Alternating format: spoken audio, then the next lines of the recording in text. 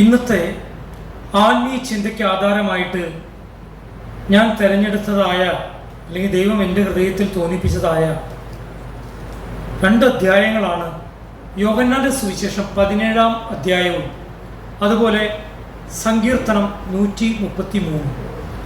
സങ്കീർത്തനം 133-ൽ 3 വാക്യങ്ങളേ ഉള്ളൂ. യോഹന്നാന്റെ സുവിശേഷം 17-ാം അധ്യായം എന്ന് പറയുന്നത് 26 വാക്യങ്ങളുണ്ട്. 133-ാം സങ്കീർത്തനത്തിൽ പ്രത്യേകതയുള്ളത് 3 വാക്യങ്ങളിൽ ഐക്യത്തെക്കുറിച്ച്, സ്നേഹത്തെക്കുറിച്ച്, അതുവഴി ഉണ്ടാകുന്ന അഭിഷേകത്തെക്കുറിച്ച്, അനുഗ്രഹത്തെക്കുറിച്ച്, നിത്യജീവനെക്കുറിച്ച് പ്രതിപാദ്യമുണ്ട്. 133-ാം സങ്കീർത്തനത്തിൻ്റെ കാര്യമാണ് ഞാൻ പറയുന്നത്. ഒത്തൊരുമിച്ച് വസിച്ച, ഐക്യതയോടെ ആയിരുന്ന എന്തെല്ലാം ഗുണങ്ങളുണ്ട് എന്ന് 133-ാം സങ്കീർത്തനത്തിൽ പറയും. അതിൽ ഒരു വലിയ അഭിഷേകത്തെ കാണുന്നുണ്ട്. ദൈവത്തിൻ്റെ പുരോഹിതന്മാരിലൂടെ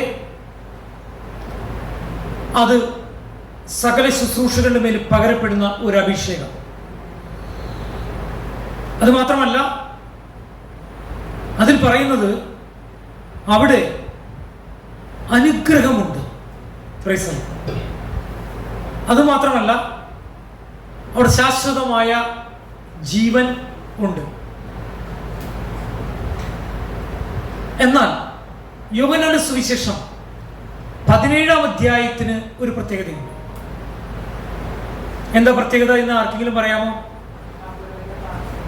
മഹാപുരോഹിത പ്രാർത്ഥന എന്നറിയപ്പെടുന്ന ഒരു അധ്യായമാണ് യോഹന്നാന്റെ സുവിശേഷം 17-ാം അധ്യായം. അതിൽ കർത്താവ് ഈ ലോകത്തിലുള്ള സകലർക്കും വേണ്ടി പ്രാർത്ഥിക്കുന്ന ഒരു പ്രാർത്ഥനയല്ല. പിന്നെ ആർക്കു വേണ്ടി പ്രാർത്ഥിക്കുന്നതാണ്? കർത്താവിനെ വിശ്വസിക്കുന്നവർക്ക് വേണ്ടി, കർത്താവിനെ അനുഗമിക്കുന്നവർക്ക് വേണ്ടി, കർത്താവിൻ്റെ ശിഷ്യന്മാർക്ക് വേണ്ടി, കർത്താവ് ഉത്തരവാദിത്തങ്ങൾ ഏൽപ്പിച്ചവർക്ക് വേണ്ടി. Price the Lord. 17-ാം അധ്യായത്തിന്റെ 26 വാക്യങ്ങളും മുന്നോട്ട് പോകുന്നത് ഒരു പ്രാർത്ഥനയിലേക്കാണ്. ആ പ്രാർത്ഥനയിലൂടെ തന്നെ പല അനുഗ്രഹിക്കപ്പെട്ട സത്യങ്ങളും നമുക്ക് മനസ്സിലാക്കാൻ ദൈവം സഹായിക്കുന്നുമുണ്ട്.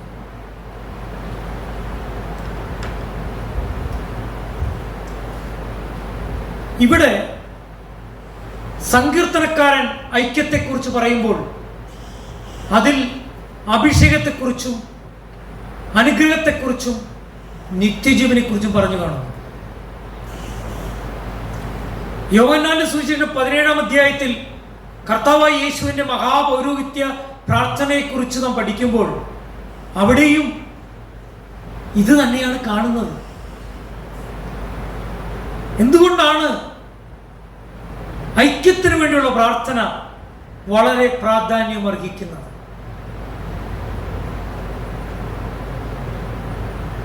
ഒന്നാമത്തെ കാര്യം, ഇത് കർത്താവിൻ്റെ ഒരു കൽപ്പനയായതുകൊണ്ട്. Praise the Lord. എന്തായതുകൊണ്ട്? കർത്താവിൻ്റെ കൽപ്പനയായതുകൊണ്ട്. കുടുംബത്തിൽ ഐക്യമില്ലെങ്കിൽ എന്ത് സംഭവിക്കും? കുടുംബത്തിൽ ഐക്യമില്ലാതിരിക്കുന്നതിൻ്റെ കാരണം കുടുംബത്തിൽ പരസ്പരം സ്നേഹമില്ലാത്തതുകൊണ്ടാണ്. സ്നേഹമില്ലാതിരിക്കുമ്പോൾ അടുത്ത പടി ഐക്യമില്ലാതിരിക്കും. ഐക്യമില്ലാതിരിക്കുമ്പോൾ സമാധാനമില്ലാതിരിക്കും. സമാധാനമില്ലാതിരിക്കുമ്പോൾ സ്വസ്ഥത, ഭയം ജനിക്കുവാനായിട്ട് ഭയപ്പെട്ടുകൊണ്ടിരിക്കും. അനവധിയായ വിഷയങ്ങൾ കുടുംബത്തിൽ ഒരു കൊടുങ്കാറ്റ് പോലെ ആഞ്ഞടിക്കാൻ തുടങ്ങും. എന്ന് പറഞ്ഞാൽ അവിടെ വിശ്വാസത്തിൽ സംശയങ്ങളുണ്ടാകും. വിശ്വാസത്തിന് വേണ്ടി പോരാടാൻ കഴിയുകയില്ല, പ്രാർത്ഥിക്കാൻ കഴിയുകയില്ല. കുടുംബം നാശത്തിന്റെ പാതയിലേക്ക് വരുവാനായിട്ടിടയും. അപ്പോൾ ഐക്യം എന്ന് പറയുന്നത് ദൈവം നമ്മോട് കൽപ്പിച്ചിരിക്കുന്ന ഒരു കൽപ്പന മാത്രമല്ല, അത് കർത്താവിൻ്റെ ശിഷ്യന്മാരുടെ ഒരു അടയാളവും കൂടിയാണ്. യോഹന്നാന്റെ സുവിശേഷം 13-ാം അധ്യായം അതിന് 35-ാമത്തെ വാക്യം ഒന്ന് എടുക്കാം. യോഹന്നാന്റെ സുവിശേഷം 13-ാം അധ്യായം 35-ാമത്തെ വാക്യം. നിങ്ങൾക്ക് തമ്മിൽ തമ്മിൽ സ്നേഹമുണ്ടെങ്കിൽ നിങ്ങൾ എന്റെ ശിഷ്യന്മാർ എന്ന് എല്ലാവരും പറയും. അവിടെ കർത്താവ് പറയുകയാണ്, നിങ്ങൾക്ക് തമ്മിൽ തമ്മിൽ സ്നേഹമുണ്ടെങ്കിൽ നിങ്ങൾ എന്റെ ശിഷ്യന്മാരെന്ന് എല്ലാവരും പറയും. എല്ലാവരും എന്ന് പറഞ്ഞ ആരൊക്കെ? വീട്ടുകാരറിയും, നാട്ടുകാരറിയും, നാം ആയിട്ട് ബന്ധപ്പെടുന്ന സകലരും അറിയും. അങ്ങനെയാണല്ലോ അതിന്റെ അർത്ഥം. ഞാനിപ്പോ ഇന്ന് ഒരു വെള്ള ഷർട്ട് ഇട്ടിട്ടുണ്ട്. ഇത് ഞാൻ മലേഷ്യയിൽ പോയി മേടിച്ചൊരു ഷർട്ട്, ചൈനീസ് ഷർട്ട്. അപ്പോൾ വെള്ള ഷർട്ട് ഇട്ടു, കറുപ്പ പാൻറ് ഇട്ടാൽ ഞാനൊരു കർത്താവിനെ അനുഗമിക്കുന്നവനെന്ന് അറിയാൻ പറ്റും. അതാണോ ലക്ഷണം? അല്ല. ഞാൻ മീശ പഠിച്ചു, അതാണോ ലക്ഷണം? അല്ല. ഞാൻ ബൈബിള് പിടിച്ചുകൊണ്ട് നടന്നു, അതാണോ ലക്ഷണം? അല്ല. ഞാൻ അന്യഭാഷയിൽ കിടന്നു തുള്ളി മറിച്ച് ഭയങ്കര ബഹളം വെച്ചു, അതാണോ ലക്ഷണം? അല്ല. ദൈവത്തിന്റെ വചനം 1 കൊരിന്ത്യർ 13-ാം അധ്യായത്തിൽ 14-നും 12-നും ഇടയിലുള്ള അധ്യായത്തിൽ പറയുകയാണ്, എന്താ പറയുന്നത്? സ്നേഹമില്ലെങ്കിൽ നമ്മൾ എന്ത് ചെയ്താലും, എത്ര നന്മ പ്രവൃത്തി ചെയ്താലും, ശരീരത്തെ ചുടുവാൻ അനുവദിച്ചാലും, അന്നദാനം ചെയ്താലും, എന്ത് ചെയ്താലും സ്നേഹമില്ലെങ്കിൽ ഒന്നുമില്ല. കർത്താവ് നമ്മെ ഓർമ്മിപ്പിക്കുന്ന കാര്യമാണ്. അതുകൊണ്ടാണ് ഇത് കർത്താവിന്റെ കൽപ്പനയാണെന്ന് മാത്രമല്ല, മറ്റുള്ളവര് കർത്താവിനെ അനുഗമിക്കുന്നവര് തിരിച്ചറിയുന്നതിന്റെ മാനദണ്ഡം സ്നേഹമാണെന്ന് വചനത്തിൽ പറഞ്ഞിരിക്കുന്നത്. ഒരു വാക്യം നമുക്ക് വായിക്കാം. യോഹന്നാന്റെ സുവിശേഷം 15-ാം അധ്യായം അതിന്റെ 12-ാമത്തെ വാക്യം.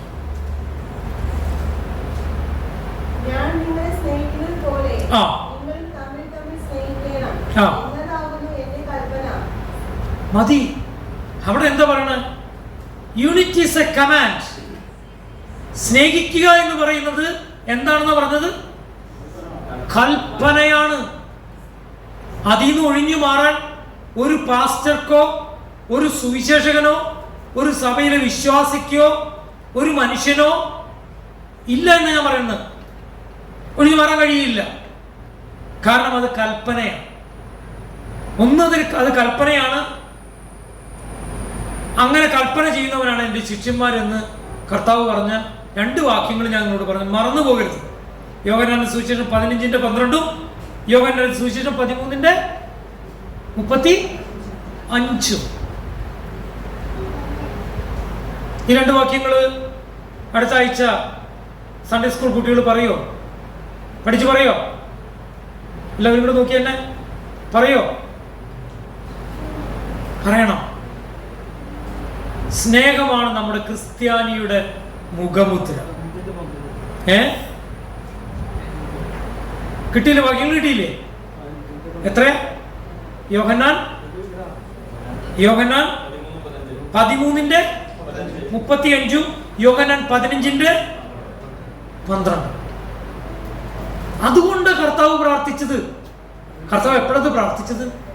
താൻ നമുക്ക് വേണ്ടി തന്റെ ജീവനെ കൊടുക്കുന്ന സ്നേഹം ആ യാഗം അർപ്പിക്കുന്നതിന് തൊട്ട് മുമ്പുള്ള സമയത്താണ് ഈ മഹാപൗരോഹിത്യ പ്രാർത്ഥന പ്രാർത്ഥിച്ചത്. 17-ാം അധ്യായത്തിന് 21 മുതൽ 23 വരെയുള്ള വാക്യം ഒന്നുകൂടി വായിച്ചു.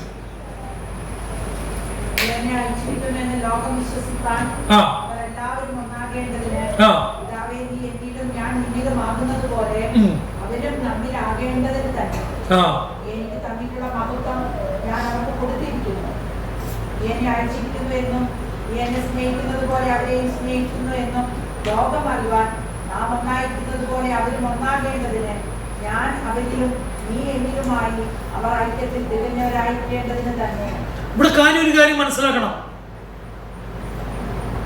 ഈ ഭൂമിയിലേക്ക് ജഡമായി അവതരിച്ച വചനമായിരിക്കുന്ന കർത്താവായ യേശുക്രിസ്തുവും പിതാവും തമ്മിലുള്ള സ്നേഹത്തെ ഓർമ്മിപ്പിച്ചുകൊണ്ട് പിതാവിനോട് പ്രാർത്ഥിക്കുക.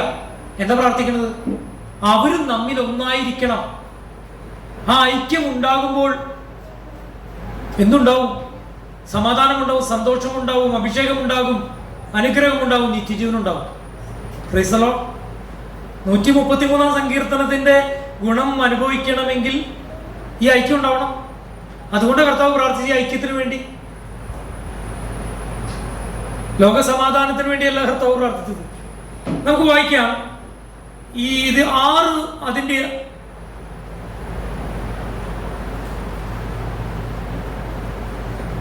19ാമത്തെ വാക്യം ഒന്ന് വായിച്ച.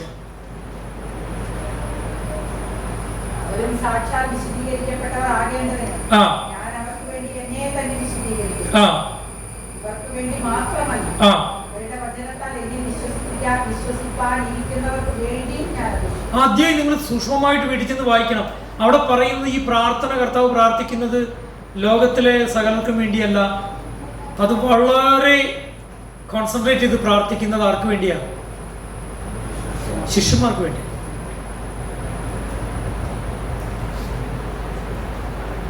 ഇരുപതാമത്തെ വാക്യം വായിച്ചു.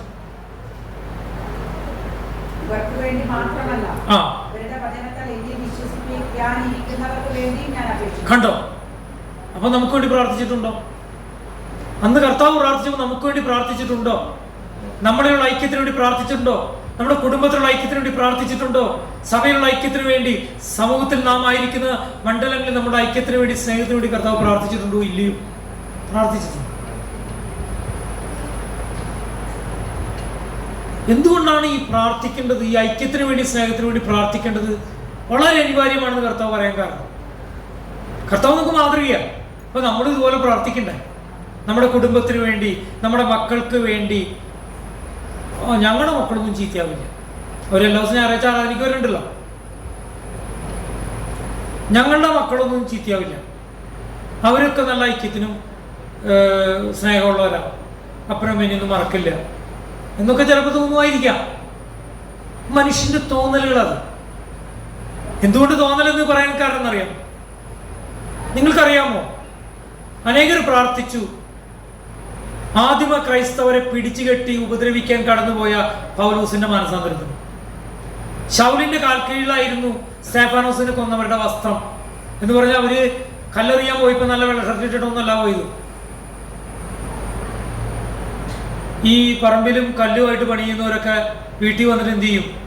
അവർ നല്ല ഷർട്ട് ഇട്ടിട്ടൊക്കെ വരാം. ഇവിടെ വരുമ്പോൾ ഷർട്ടൊക്കെ മാറി ചെളിയൊക്കെ പുരണ്ട അല്ലെങ്കിൽ കറയൊക്കെ ഉള്ള ഷർട്ട് ഇടും. ഇതിനു വേണ്ടിയാ. ഇവിടെ പണ്ട് ഇതിന്റെ പണി നടന്നപ്പോൾ ഒരു കോൺട്രാക്ടർ, അയാളും അതിന്റെ കൂടെ ജോലി ചെയ്യും. അപ്പോൾ ആ സമയത്ത് ഒരു ഫോൺ വന്നു. ഉടനെ തന്നെ ആള് പറഞ്ഞു, സാറേ ഞാനൊന്ന് പെട്ടെന്ന് വേറൊരു സ്ഥലത്തൊക്കെ ഒരു കൺസ്ട്രക്ഷൻ വർക്ക് കിട്ടിയിട്ടുണ്ട്, എനിക്കൊന്ന് ആളൊന്ന് കാണാൻ പോകണം, ഞാൻ ഒരു അരമണിക്കൂർ വരാട്ടോ, ഇവരൊക്കെ പണി കേട്ടേക്ക് പോകും. ഉടനെ തന്നെ പുള്ളി ഷർട്ടൊക്കെ മാറി ഇവിടെ ഈ ടാപ്പിന്റെ അവിടെ ഒന്ന് മേലൊക്കെ ചെയ്ത് ഞാൻ നോക്കുമ്പോൾ ഒരു കസവുണ്ടും ഒരു നല്ലൊരു ഷർട്ട് ഉണ്ട്. പിന്നെ ഇതൊക്കെ കൊണ്ടുവന്നുണ്ടേ. പിന്നെ ഒരു കോൺട്രാക്ടറല്ലേ, ആ ചെന്ന് കാണാൻ ചെല്ലുമ്പോൾ കൂടെ ചെളിയായിട്ട് പോകാൻ പറ്റും.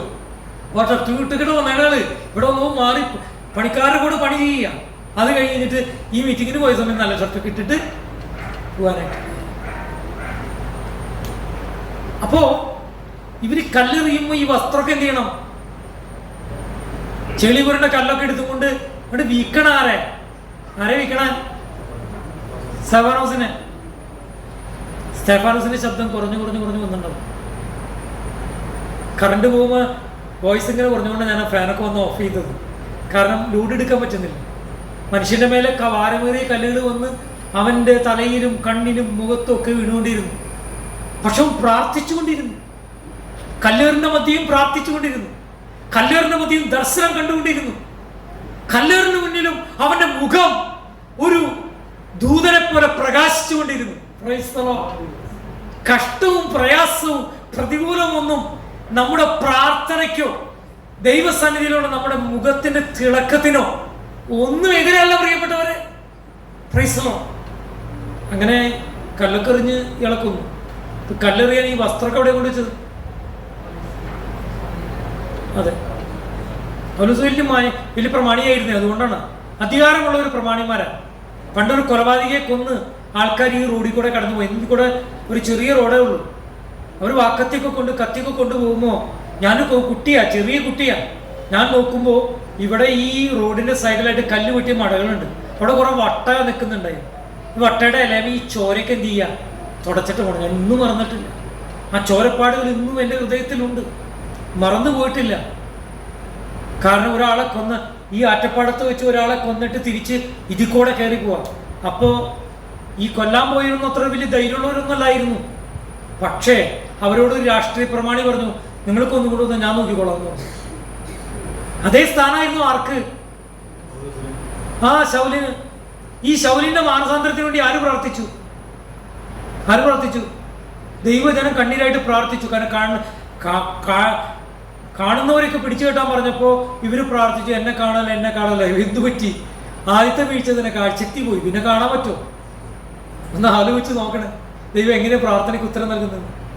ഞാൻ പറഞ്ഞു വന്നത് ആ സംഭവത്തെക്കുറിച്ചാണ്. പ്രാർത്ഥിക്കാൻ പറഞ്ഞ അനന്യാസ് പറഞ്ഞു, അയ്യോ ഞാൻ പോണ്ടേ കർത്താവേ, അവൻ എങ്ങനെയുള്ളവനാണെന്നറിയും, കണ്ടാൽ പ്രശ്നം ഉണ്ടാക്കുന്നവനാ. അപ്പൊ അവന് വേണ്ടി പ്രാർത്ഥിച്ച് കണ്ണിന് കാഴ്ച കിട്ടിക്കഴിഞ്ഞാൽ മാനസാന്തരം കഴിയുന്ന അവൻ ഓർമ്മിക്കുന്നില്ല. കർത്താവ് അവനോട് പറഞ്ഞു, ഇല്ല, ഞാൻ അവനൊരു സ്വപ്നം കാണിച്ചു കൊടുത്തിട്ടുണ്ട്, നീ വന്ന് പ്രാർത്ഥിക്കുന്നത് കാണിച്ചു കൊടുത്തിട്ടുണ്ട്, നീ പോയേ പറ്റൂ.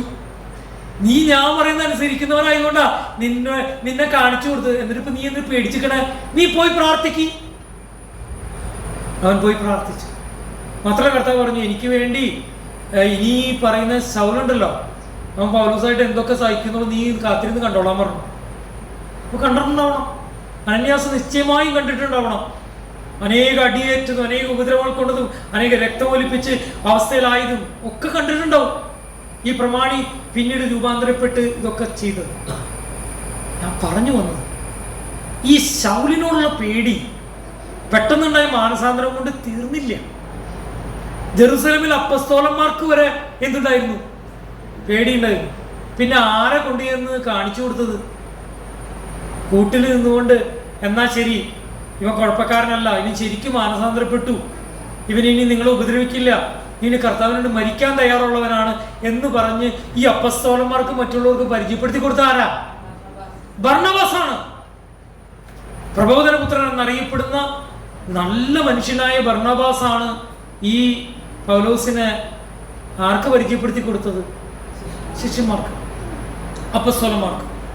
അങ്ങനെ അവരുടെ സംശയമൊക്കെ മാറി. ദൈവത്തിന് നമ്മൾ പഠിച്ചാൽ നമുക്ക് കാണാൻ കഴിയുന്ന ചില കാര്യങ്ങളുണ്ട്. അത് അപ്പസ്തോലപ്രവൃത്തി 9-ാം അധ്യായത്തിന്റെ 27-ാമത്തെ വാക്യം ഒന്ന് വായിച്ചാൽ ആദ്യം. 9:27.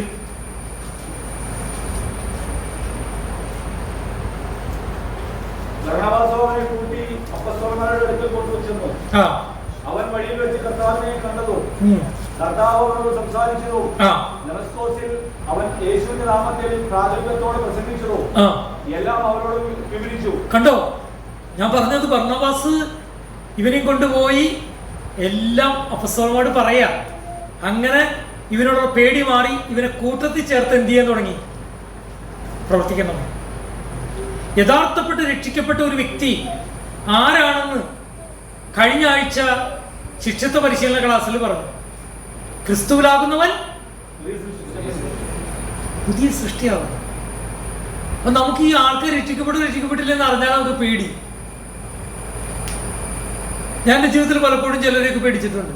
ശരിക്കും രക്ഷിക്കപ്പെട്ടവരാണോ, രാത്രി കത്തിയെടുത്ത് കുത്തോ എന്നൊക്കെ പേടിച്ച് ഈ ഹാളിൽ ഞാൻ ഒരാളുടെ കൂടെ കിടന്നുറങ്ങിയിട്ടുണ്ട്, ഒരു സുഹൃത്തിൻ്റെ കൂടെ. രക്ഷിക്കപ്പെട്ടവനല്ലെങ്കിൽ കുത്തു കൊണ്ടത് തന്നെ. ഞാൻ പറഞ്ഞതിന്റെ കാര്യം, യഥാർത്ഥ രക്ഷിക്കപ്പെട്ടവൻ രൂപാന്തരപ്പെട്ടവൻ. അതുകൊണ്ട് അത് അവർക്ക് ബോധ്യമാക്കി കൊടുത്തു. ബൈബിൾ പരിശോധിച്ച അപ്പസ്തോലപ്രവൃത്തി നമ്മൾ അതിൻ്റെ 13-14 അധ്യായമൊക്കെ വായിക്കുമ്പോൾ നമ്മൾ കാണാൻ കഴിയുന്നത്, ഈ ബർന്നബാസും പൗലൂസും കർത്താവിൻ്റെ വേലയ്ക്ക് വേണ്ടി ഒരു ഉപവാസ പ്രാർത്ഥന നടക്കുമ്പോൾ എന്ത് ചെയ്തു? വേർതിരിക്കപ്പെട്ടു അല്ലേ? അല്ല, പൗലോസും സീലാസും ആണോ? ആദ്യം. അപ്പോ അവർ യാത്ര ചെയ്തായിട്ട് നമ്മൾ കാണുന്നു. ഞാൻ ഈ ഭാഗം ഇങ്ങനെ പരിശോധിച്ചപ്പോ കണ്ടു, ഇവിടെ നിന്ന് ബാംഗ്ലൂർ വരെ എത്ര കിലോമീറ്റർ ഉണ്ട്? 500 കിലോമീറ്റർ. മദ്രാസ് വരെ ഏകദേശം 500 കിലോമീറ്റർ. 8 മണിക്കൂർ കൊണ്ട് യാത്ര ചെയ്യാൻ പറ്റും. അന്നത്തെ കാലത്ത് വലിയ വണ്ടിയൊന്നുമില്ല. അവിടെ വരെയൊക്കെ പോയി വരണമെങ്കിൽ കുറേ സമയം പിടിക്കും. എന്നാൽ ഈ ബർന്നബാസും പൗലോസും 1000 1200 കിലോമീറ്ററോളം, ശ്രദ്ധിക്കണേ, പൗലോസും ബർന്നബാസും 1200 കിലോമീറ്ററോളം 2 കൊല്ലം ഈ കിലോമീറ്ററുകൾ സഞ്ചരിച്ചിട്ടുണ്ട്. നമ്മുടെ യൂത്ത് ക്യാമ്പ് വരാൻ പോകണം ഇരിങ്ങാലക്കുട വെച്ച്. 4 മിടുക്കന്മാരായ ആൾക്കാരെ ക്ലാസ് എടുക്കുന്നത്. അതിൽ ഡോക്ടറുണ്ട്, നിഖിൽ ഡോക്ടറുണ്ട്. അതിൽ ഒരു 4 ദിവസം വരെ ഉണ്ട്. നിങ്ങൾ ഒരുങ്ങിയിരിക്കുക ആ ക്യാമ്പിൽ പങ്കെടുക്കാനായിട്ട്. 12 വയസ്സിന് മേലുള്ളവർക്ക് പങ്കെടുക്കാവുന്ന ക്യാമ്പാണ്. പ്രായമുള്ളവർക്ക് വേണമെങ്കിൽ വരാമെന്ന് പറയുന്നത്. ക്യാമ്പിലല്ല, ഒരു ഡോക്ടർ അവൈലബിൾ ആണ് എല്ലാ ദിവസവും. സൗജന്യമായി ഏത് കാര്യങ്ങളും ചോദിച്ചാൽ, നിങ്ങൾക്ക് എന്തെങ്കിലും പേടിയുള്ള വിഷയങ്ങളുണ്ടെങ്കിൽ ഒക്കെ ചോദിച്ചാൽ അദ്ദേഹം മറുപടി പറയും. അദ്ദേഹം ന്യൂറോ സർജനാണ്, ചെറുപ്പക്കാരനായ ആളാണ്. ഒരു ഹിന്ദി ചർച്ച നടത്തുന്ന ദേവാസനം ആലപ്പുഴയിൽ നിന്ന് അദ്ദേഹം വരും. കൂടി ശ്രദ്ധിച്ച് ഞാൻ പറഞ്ഞു വരുന്നത്, ആ ക്യാമ്പ് 3 ദിവസം കഴിഞ്ഞ് 4-ാം ദിവസം പോരുമ്പോൾ പിള്ളേർ പറയും, അയ്യോ പെട്ടെന്ന് കഴിഞ്ഞു പോയി, അടുത്ത തവണ 3 ദിവസമല്ല 1 ആഴ്ച വേണം. എന്താ കാരണം? ഈ 3 ദിവസം കൊണ്ട് അവർ തമ്മിൽ പ്രത്യേകം സ്നേഹിച്ചിട്ടുണ്ട്, ശരിയല്ലേ? അതുകൊണ്ട് പെട്ടെന്ന് കഴിഞ്ഞു പോയതുപോലെ ഞാൻ നോക്കുമ്പോൾ ചെറുക്കൊക്കെ അറിയാം. 3 ദിവസങ്ങളിലാകെ അവർ ഒരുമിച്ച് ഭക്ഷണം കഴിച്ചു, ഒരുമിച്ച് അടുത്തടുത്ത് കിടന്നു, ക്ലാസ്സിൽ പങ്കെടുത്തു, ഗ്രൂപ്പ് ഡിസ്കഷനിൽ പങ്കെടുത്തു.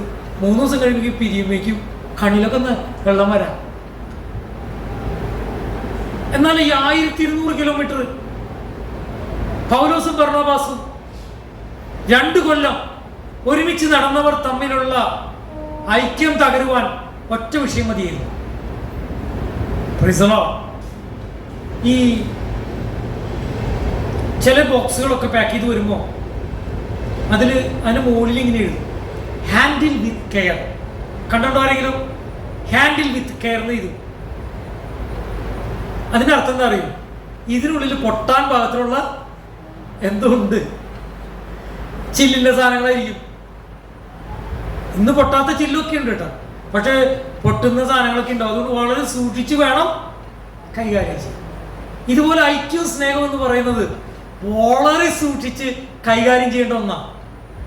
ഏറെ പ്രാർത്ഥന ആവശ്യമുണ്ട്, ഏറെ ദൈവിക വാക്തത്വങ്ങൾ ആവശ്യമുണ്ട്, ഏറെ ദൈവമായിട്ടുള്ള ബന്ധത്തിന്റെ ആവശ്യമുണ്ട്.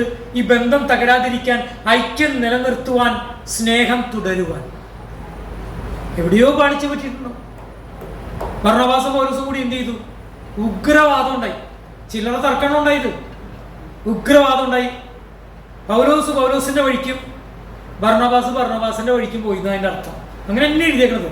അത് ഭാഷ പ്രയോഗിക്കുമ്പോൾ നമ്മൾ കുറച്ച് ബൈബിളൊരു വിശുദ്ധ ഗ്രന്ഥമായതുകൊണ്ട് അങ്ങനെ വിശുദ്ധിയോടുകൂടി വായിച്ചിട്ട് കാര്യമില്ല. അതിൽ എഴുതിയാണെന്ന് ഇങ്ങനെയാണ്, ഒരാൾ തെക്കോട്ട് പോയി, ഒരാൾ വടക്കോട്ട് പോയി എന്ന് പറഞ്ഞു. ഇങ്ങനെ പോയ ആൾക്കാർ പഴയ നിയമത്തിലുമുണ്ട്. അവർ തമ്മിൽ തല്ലുപിടിക്കുന്നേക്കാളും മുമ്പ് അവരുടെ താഴെയുള്ളവർ തമ്മിൽ തല്ലുപിടിച്ചു. ആരായി 2 ആൾക്കാർ? അബ്രഹാം ലോത്തും. അതുകൊണ്ട് അബ്രഹാം ഇങ്ങനെ തല്ലുപിടുത്തം മുന്നോട്ട് പോകാൻ പറഞ്ഞില്ല. അപ്പൊ അബ്രഹാം പറഞ്ഞു, നീ ഇടത്താ തിരഞ്ഞെങ്കിൽ ഞാൻ വലത്ത് പോയിക്കോളൂ, നീ വലത്താ തിരഞ്ഞെങ്കിൽ ഞാൻ ഇടത്ത് പോയിക്കോളൂ. സ്നേഹത്തോടെ പിരിയാൻ ആഗ്രഹിച്ചു.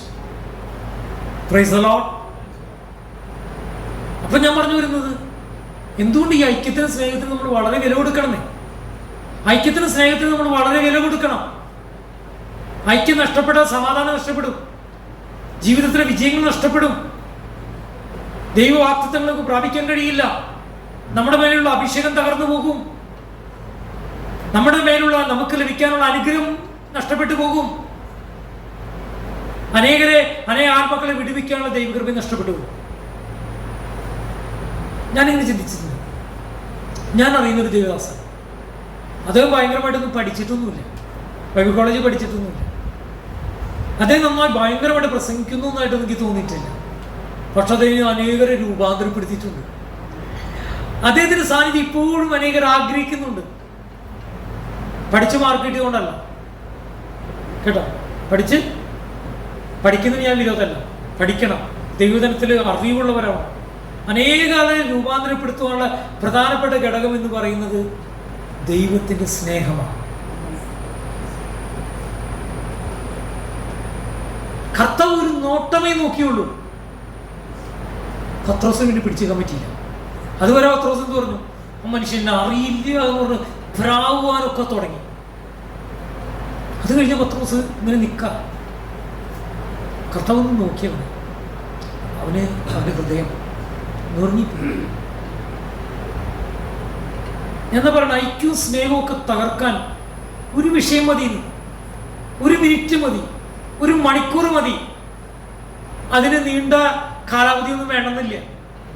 വളരെ സൂക്ഷിക്കണം. കുടുംബ ബന്ധങ്ങളിൽ ഭാര്യയും ഭർത്താവുമായിട്ടുള്ളത്, അപ്പനും അമ്മയും മക്കളായിട്ടുള്ള ബന്ധത്തിൽ, മക്കൾ തമ്മിൽ, പാസ്റ്റർമാർ തമ്മിൽ, വിശ്വാസികൾ തമ്മിൽ നമ്മൾ തർക്കവാദം ഉഗ്രമായതുള്ള ഒന്നും ഉണ്ടാവാൻ പാടില്ല. പിന്നീട് ഇത് പൗലോസിന് മനസ്സിലായി. എങ്ങനെ മനസ്സിലായി? അതുകൊണ്ടാണ് പൗലോസ് പറഞ്ഞത്, റോമലേഖനം 14-ാം അധ്യായം അതിന്റെ 1-ാമത്തെ വാക്യം വായിച്ചേ. സംശയവിചാരങ്ങളെ വിധിക്കാതെ വിശ്വാസത്തിൽ ബലഹീനനായവനെ ചേർത്തുകൊള്ളു. ഒരുവനെ എല്ലാം തിന്നാമെന്ന് വിശ്വസിക്കുന്നു. അവിടെ എഴുതിയിരിക്കുന്നത് എല്ലാവരും സ്വീകരിക്കാനാ പറയണം. അതായത് വിശ്വാസത്തിൽ കുറവുള്ളവനെയായാലും നീ അത് വിചാരിച്ചൊരു വഴക്കുണ്ടാക്കരുത്, അവനോട് വഴക്കുണ്ടാക്കരുത്. അവൻ ബലഹീനനാണെങ്കിലും നിങ്ങൾ തമ്മിൽ വ്യക്തമായൊരു ചണ്ടയ്ക്ക് അവസരമുള്ളൊരു വിഷയം അവൻ്റെ കയ്യിലുണ്ടെങ്കിലും നിങ്ങൾ തൽക്കാലം എന്ത് ചെയ്യരുത്, നിങ്ങൾ അവനുമായിട്ട് തല്ലുപിടിക്കരുത്. അത് വിചാരിച്ച് അവൻ ചെയ്ത കാര്യങ്ങളൊക്കെ ശരിയാന്ന് പറയാന്നല്ല അതിൻ്റെ അർത്ഥം. ചില ആൾക്കാർ അങ്ങനെ ചോദിക്കുന്നുണ്ട്, നമ്മൾ അങ്ങനെയുള്ളവരെ സഹിക്കണം, അങ്ങനെയുള്ള ചെയ്യുന്ന കുറ്റകാര്യങ്ങളെ സഹിക്കണം എന്നാണ് ഈ വാക്കിൻ്റെ അർത്ഥം. ഒരിക്കലും അല്ല. നമുക്കൊക്കെ ഉത്തരവാദിത്തമുണ്ട്, ഐക്യം നിലനിർത്താൻ ഉത്തരവാദിത്തമുണ്ടെന്നേ. ഉത്തരവാദിത്തം നമ്മുടെ കയ്യിൽ ഇരിക്കുന്നുണ്ട്. കൽപ്പനയായതുകൊണ്ട് ഉത്തരവാദിത്തമുണ്ട്. ശിഷ്യന്മാരുടെ മുഖമുദ്രയായതുകൊണ്ട് ഉത്തരവാദിത്തമുണ്ട്. ഉത്തരവാദിത്തം നിറവേറ്റാതിരിക്കുമ്പോൾ എബ്രായ ലേഖനത്തിൽ പറയുന്നുണ്ട്, സഭായോഗങ്ങൾ എന്ത് ചെയ്യരുത്. എന്താ കാരണം? സഭായോഗം എന്ന് പറഞ്ഞാൽ ഐക്യത്തിന്റെ യോഗമാ, സ്നേഹത്തിന്റെ യോഗമാ. അതിൽ നമ്മൾ പങ്കെടുത്ത്, അതിൽ നമ്മൾ ദൈവവചനം എന്ന ഭക്ഷണം കഴിച്ച് സ്നേഹത്തോടെ വർത്തിക്കുമ്പോൾ നമ്മുടെ ആത്മാവിന് ബലം കിട്ടും, അല്ലെങ്കിൽ ആത്മാവ് അസ്ഥിപഞ്ജരമായി മാറുന്നു.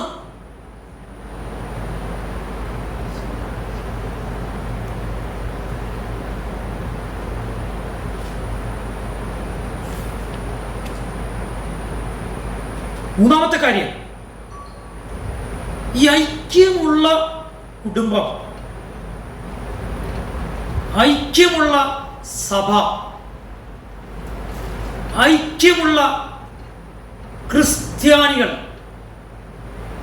പിശാചിന് ഭയമാണ്, അത് വളരെ ഉറച്ചതും. അടുത്ത പാറയിൽ ഉറച്ച അടിസ്ഥാനമായിട്ട് പണിയണം. അങ്ങനെയാണ് ഐക്യം വളരെ അനിവാര്യമായ ഘടകം.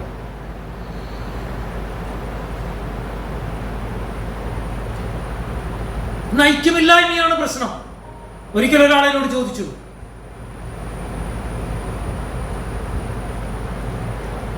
സോളമൻ ഇത് റെക്കോർഡ് ആവണില്ല ഉണ്ടല്ലോ, ഒന്നും ഇല്ലെങ്കിൽ പറയും, ശ്രദ്ധിക്കണമേ.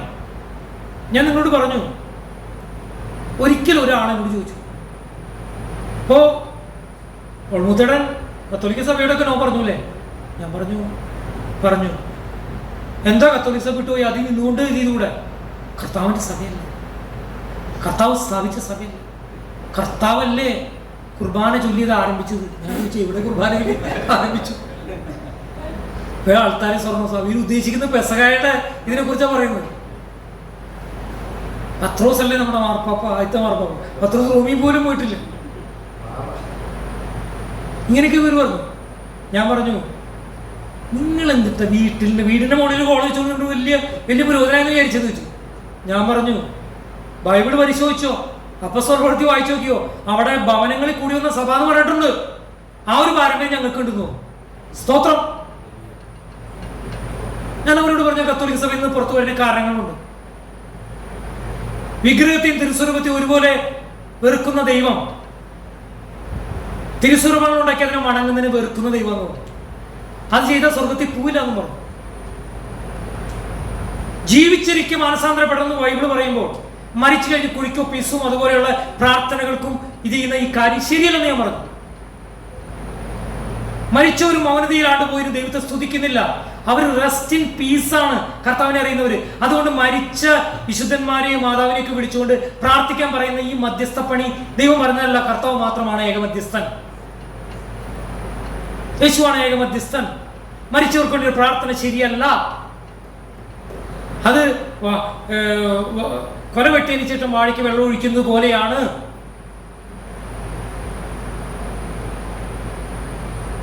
അങ്ങനെ പല കാര്യങ്ങളും ഞാൻ പറഞ്ഞു. ഇതൊക്കെ കേട്ട് കഴിഞ്ഞപ്പോൾ എതിർക്കാൻ പറ്റില്ലല്ലോ.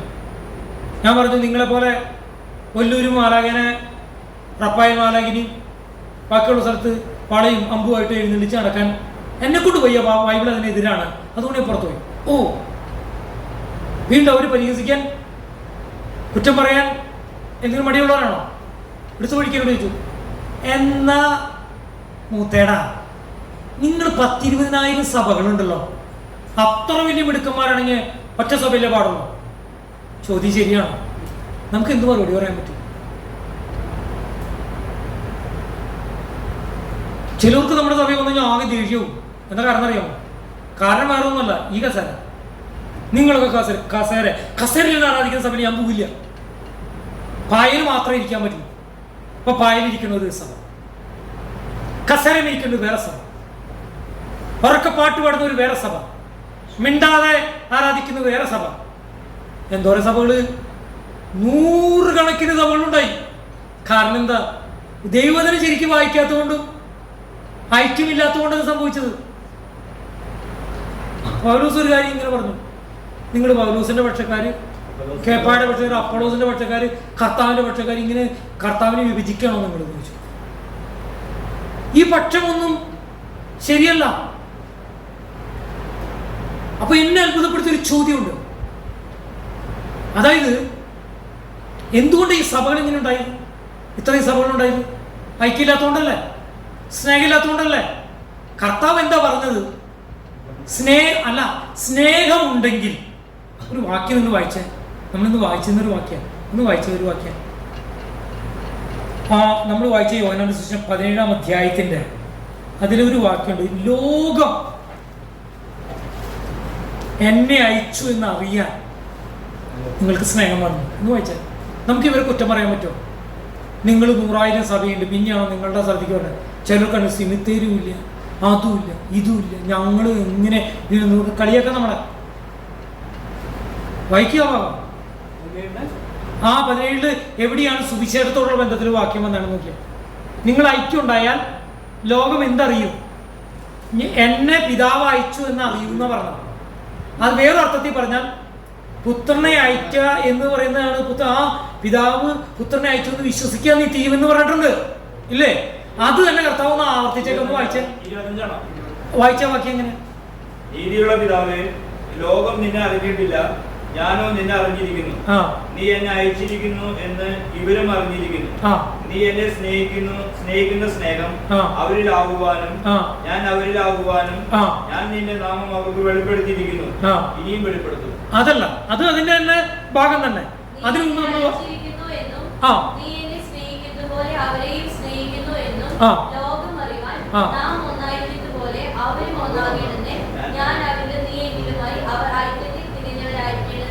അടുത്ത വാക്യം അല്ലല്ല, വെയിറ്റ് ഞാൻ വായിക്കാം. കറക്റ്റ് വാക്യം നമുക്ക് കിട്ടണം. 21-ാം വാക്യം. മതി. നീ എന്നെ അയച്ചിരിക്കുന്നു എന്ന് പറഞ്ഞ സുവിശേഷ പ്രവർത്തനമാണോ? ആണോ? അല്ലേ? കറക്റ്റായിട്ട് പറയാം. സുവിശേഷം ലോകം വിശ്വസിക്കണമെങ്കിൽ എന്ത് വേണം? ഐക്യം വേണം. ചിലർ നിങ്ങൾ തമ്മിൽ അപ്പൊ അവിടെ ഒരു പാസ് താമസിക്കണ്ടല്ലോ, എന്താ അത് അവര് നിങ്ങളൊന്നും അവിടെ പോകണാണല്ലോ, ഇവിടെ ഇങ്ങനെ ഉണ്ടല്ലോ, അവിടെ പിന്നെ നിങ്ങൾ എന്തിട്ടായി പറയണ സുവിശേഷം? ചില സുവിശേഷം അപ്പൊ അപ്പുറത്തുള്ളവർ എവിടെയാ പോണേ? എന്താ വരാത്ത? നിങ്ങളുടെ കൂടെ നിങ്ങൾക്കൊന്നും ചിരിക്കാൻ പറ്റില്ല അല്ലേ? ഞങ്ങളുടെ പിന്നെ നിങ്ങളുടെ കൂടെ ഞങ്ങളെ വിളിക്കണേ. എന്ത് മറുപടി പറയും? ഒരേ സ്ഥലത്ത് കണ്ടമാന സഭകൾ കാണുന്നുണ്ട്. ഞാൻ കുറ്റമായിട്ട് പറയണതല്ല. IPCക്ക് ഓരോ സ്ഥലങ്ങളിൽ കണ്ടമാന സഭ. പീച്ചിലൊക്കെ ചെന്ന് നമുക്ക് എന്താ പറയാ, റോഡിൽ കൂടെ പോകുമ്പോൾ എന്തൊരു വാക്കുണ്ട് അങ്ങനെ, മുട്ടു എന്ന് പറയും. എന്നാൽ അത്രയും അടുത്തടുത്ത്, ഇവിടെ IPC, അവിടെ IPC, ഇപ്പുറത്തെ IPC. അപ്പം ഞാൻ ചോദിക്കും ഇതൊക്കെ ഒരേ IPC അല്ല ഇത്, അത് ഇന്ന സെൻ്ററാണ്. ഇവിടെ തന്നെ ആലുവ സെൻ്ററുണ്ട്, തൃശ്ശൂർ സെൻ്ററുണ്ട്, എവിടെ കൊരട്ടിയിലുണ്ട്. അല്ല, കൊരട്ടിയിലുള്ള കാര്യമല്ല ഞാൻ പറയണത്. ഞാൻ പറയണത് ഒരേ സ്ഥലത്ത് പല സെൻ്ററുകളുണ്ട്. അത് എന്താണോ വന്നത് അങ്ങനെ? എന്നാൽ ഈ ഉള്ളവരെ കൂടി ഒരുമിച്ച് വന്നൂടെ? ഒരു സ്ഥലത്ത് 15 ആളുണ്ട്, ഒരു സ്ഥലത്ത് 25 ആളുണ്ട്. എന്നാൽ ഈ 15-25 പേര് 40 പേര് കൂടി ഒരുമിച്ച് ഒരു സ്ഥലത്ത് നിന്നൂടെ? അതല്ല, ഞങ്ങളുടെ സെൻട്രൽ പാസ്റ്റ് ഇന്നാളാണ്. അപ്പോൾ ഒരാൾ ഞങ്ങളുടെ സെൻട്രൽ പാസ്റ്റ് ഇന്ന സ്ഥലത്താണ്. ഞാൻ IPC കുറിച്ച് പറയില്ല കേട്ടാ. IPC ആയാലും AG ആയാലും സ്വതന്ത്രന്മാരായാലും ആരായാലും സ്നേഹമില്ലെങ്കിൽ കർത്താവിന് ചൂരുമണം ഉണ്ടാവില്ലാന്ന് ഈ പറഞ്ഞു വരുന്നത്. ആൾക്കാർ ചോദിക്കുന്ന ചോദ്യത്തിന് ഉത്തരം മുട്ടേണ്ടി വരും, ഉത്തരം പറയാൻ കഴിയാതെ വരും സ്നേഹമില്ലെങ്കിൽ.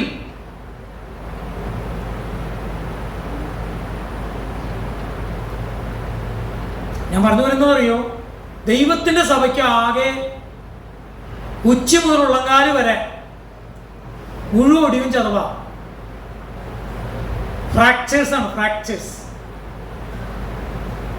ഒരു ചിലർക്ക് ഇങ്ങനെയാണ്, ബ്രദറെ വീണിട്ട് എന്തെങ്കിലും പറ്റിയോ? ഒന്നും പറ്റിയില്ല, വല്ല ഒടിച്ചു, ഒടിച്ചൊന്നുമില്ല.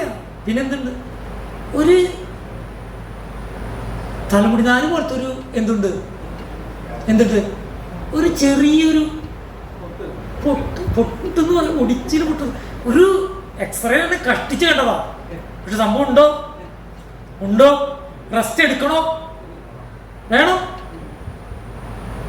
വീഴുന്ന സമയത്ത് എല്ലിന് മാത്രമല്ല, പണ്ട് എല്ലിന് മാത്രമേ ചികിത്സയുള്ളൂ. ഇപ്പൊ എല്ല് പൊട്ടിയില്ലെങ്കിലും ചിലൊരു 3 ആഴ്ച 4 ആഴ്ച റെസ്റ്റ് എടുക്കാൻ പറയും. എന്തുകൊണ്ടാ? ഈ എല്ലിനെ പിടിച്ചു നിർത്തുന്ന മസിലുണ്ട്, അതിന് ക്ഷതം സംഭവിച്ചാലും മര്യാദയ്ക്ക് നോക്കിയില്ലെങ്കിൽ വയസ്സുകാലത്ത് അനുഭവിക്കേണ്ടി വരും. പറഞ്ഞു മനസ്സിലാവുന്നുണ്ടോ? പൊട്ടൊന്നുമില്ല, നീരൊന്നുമില്ല, പക്ഷെ ചതവ് എവിടെ പറ്റിയിട്ടുണ്ട്? മസിലിന് പറ്റിയിട്ടുണ്ട്. ഇന്ന് മുഴുവൻ ലോകത്തിൽ മുഴുവൻ ഇങ്ങനെ ഈ സഭ ഈ പ്രശ്നത്തിൽ ഇപ്പൊ കർത്താവ് എന്തോരം സങ്കടം ഉണ്ടാവും. കർത്താവ് എന്തുകൊണ്ടായിരിക്കും ഈ മധ്യസ്ഥ പ്രാർത്ഥന 17 അധ്യായത്തിൽ മുഴുവനായിട്ട് പറഞ്ഞത്, പ്രാർത്ഥിച്ചത്? ഇന്ന് ലോകത്തിൽ സമാധാനമുണ്ടോ? ഇന്ന് ചിന്തിച്ചു നോക്കി. ബംഗ്ലാദേശിൽ തല്ലുപിടുത്തം, ഷെയ്ഖ് ഹസീനെ ഇങ്ങോട്ട് കൊണ്ടുവന്നു, അവിടെ ഇതായി, അവിടെ വലിയ പ്രശ്നം. ഗാസയുടെ ആളെ എവിടെ വെച്ച് കൊന്നു? ഇറാനിൽ വെച്ച് കൊന്നു. ഇസ്രായേലിൽ ചെന്ന് അവിടെ ചെന്ന് ചെയ്തു ആദ്യം പറഞ്ഞു. ഇപ്പൊ അവർ പറഞ്ഞു അതല്ല കാരണം ഇറാനിലും ഭയങ്കരമായ പോട്ടി നടക്കുന്നുണ്ട്. അവരുടെ സൈന്യത്തിലെ ചിലരും അവിടെയുള്ള ചില ആൾക്കാരും അറിഞ്ഞിട്ടല്ലാതെ ഇത് ഒരിക്കലും സംഭവിക്കില്ല എന്ന് പറഞ്ഞു. ഞാൻ പറഞ്ഞ അത് ഇത് അല്ല, ഞാൻ പറഞ്ഞു വരുന്നത് എന്താണെന്നറിയാമോ? ഐക്യത്തിന് വിപരീതമായ കാര്യങ്ങൾ ലോകത്തിന് മുഴുവൻ നടക്കാം. ഇംഗ്ലണ്ടിൽ ഇപ്പൊ എന്തുണ്ടായി? മലയാളികൾക്ക് പുറത്തിറങ്ങാൻ പറ്റണില്ല. എന്താ കാരണം? മലയാളികളെ കണ്ടാൽ പാകിസ്ഥാനികളാണെന്നോ മറ്റ് ഏഷ്യക്കാരാണെന്ന് വിചാരിച്ച് അറിയാണ്ട് ഇവർക്കെങ്ങാനും മാറി അടിയിട്ടോന്ന് മേടിച്ചിട്ട് മലയാളിയോട് സൂക്ഷിക്കാൻ പറഞ്ഞേക്കാം. ഇപ്പൊ ഞാൻ പറഞ്ഞതിന്റെ അർത്ഥം നിങ്ങൾക്ക് മനസ്സിലാവുന്നുണ്ടോ? ഐക്യത്തിന് ഭീഷണി കിടക്കാം. മനുഷ്യനെ മനുഷ്യനായിട്ട് കാണാനോ, മനുഷ്യന്റെ ഉള്ളിൽ ഒഴുകുന്ന രക്തമാണെന്നോ, മനുഷ്യന് പാപം ചെയ്തപ്പോഴുള്ള ശിക്ഷ ഒന്ന് തന്നെയാണെന്നും, മനുഷ്യന് ദൈവം വെച്ചിരിക്കുന്ന പാപമോചനത്തിന്റെ മാർഗം ക്രിസ്തുയേശു മാത്രമാണെന്നും വിശ്വസിക്കേണ്ടത് പകരം പിശാച് പല വിധത്തിലും എന്ത് ചെയ്തു? ഇത് ഇനി ഒന്ന് നോക്കിയാൽ, ലോകത്ത് നോക്കിയാൽ നമുക്ക് ഇതിൽ വല്ല ഐക്യം കാണാൻ പറ്റുമോ? വയനാട് ദുരന്തം ഉണ്ടായി, അല്ലെങ്കിൽ വേറൊരു സംഭവം ഉണ്ടായി, അല്ലെങ്കിൽ ഒരു അപകടമരണം ഉണ്ടായി. എന്തുണ്ടായി കഴിഞ്ഞാൽ അന്ന് രാത്രി ഏറ്റവും പ്രധാനപ്പെട്ട ന്യൂസ് ചാനലുകൾക്ക് റേറ്റിംഗ് കിട്ടുന്നത് എന്ത് കണ്ടാ? അവരുടെ ഏതാ? പ്രൈം ന്യൂസ് ടൈം എന്നാണ് ആദ്യം പേര്. പിന്നെ അതൊക്കെ മാറ്റി ഡിബേറ്റിനായിരുന്നു, ഡിബേറ്റിന്റെ ടൈം. അപ്പൊ ആരെ വിളിക്കും? പ്രതിപക്ഷത്തിൽ നിന്ന് ഒരാളെ വിളിക്കും, ഭരണപക്ഷത്തിൽ നിന്ന് ഒരാളെ വിളിക്കും, പിന്നെ സ്വതന്ത്ര ചിന്താഗതി എന്ന് പറയുന്ന ഒരാളെ വിളിക്കും. ഇവരും ഒക്കെ കൂടി വിചാരിച്ച് കൂട്ടത്തല്ല് നടന്നിട്ടും തൃപ്തിയാവാണ്ട് വരുമ്പോ ആങ്കർ തന്നെ എന്ത് ചെയ്യും? കൂട്ടത്തല്ലിനുള്ള വഴി മരുന്നിടും. എങ്ങനെയെങ്കിലും തല്ല് പിടിക്കണം, തെറി പറയണം, ബഹളം വെക്കണം. ഒരാളെ ഐക്യത്തിലേക്ക് കൊണ്ടുവന്ന് ഏതെങ്കിലും ഒരു ചർച്ച, ഏതെങ്കിലും ഒരു TV ചാനലിലുള്ള ചർച്ച സ്നേഹത്തോടെ വിരി നിങ്ങൾ കണ്ടോ? കാണാൻ പറ്റില്ല. കാരണം ഈ ലോകത്തിന് സമാധാനം കൊടുക്കാൻ കഴിയില്ലെന്ന്. ഈ ലോകത്തിന് സ്നേഹം കൊടുക്കാൻ കഴിയുന്നത്, ഈ ലോകത്തിന് സ്നേഹവും സമാധാനം കൊടുക്കാൻ കഴിയുന്നത് സമാധാനത്തിന്റെ പ്രഭുവിനാണ്. ഭരണപക്ഷമാണെങ്കിൽ ചിലർ നിങ്ങൾ ഈ പാർട്ടിയുടെ അടിമയാണ്. ചില ആൾക്കാരൊക്കെ ഇതിന് വരുന്ന ആൾക്കാർക്ക് ഒരിക്കലും സത്യമാണെന്ന് കണ്ടാൽ പോലും സത്യം പറയാൻ പറ്റില്ല. പാർട്ടി പറയുന്നതേ പറയാൻ പറ്റുള്ളൂ. അതിനുവേണ്ടി പകല് മുഴുവൻ ഇരുന്ന് പഠിക്കും. ഇവൻ എങ്ങനെ ഒന്ന് കുഴിച്ചുകൂടാന്ന് ചോദിച്ചിട്ടുണ്ടെങ്കിൽ ഈ പറഞ്ഞത് വൈകുന്നേര സമയത്ത് വല്ല സമാധാനവും സന്തോഷം ഉണ്ടാവോ? ഇത് കേൾക്കുന്ന ആൾക്കാർ ഞാനിത് അവസാനിപ്പിച്ചു സത്യത്തിൽ കാണുന്നത്. റീലി ഞാൻ പറയാം, ഞാൻ ഒരു ന്യൂസ് കാണുന്ന ഭ്രാന്തനായിരുന്നു. ഞാൻ പിന്നെ നോക്കി വെച്ചപ്പോൾ എൻ്റെ സമാധാനം മൊത്തം നഷ്ടപ്പെടുത്തും ഈ ന്യൂസ് ചാനൽ കണ്ട.